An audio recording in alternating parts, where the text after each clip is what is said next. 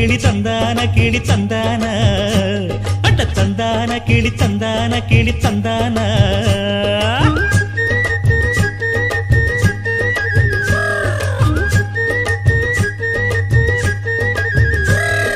நீ என்ன தென்மதுரை அரசாணியா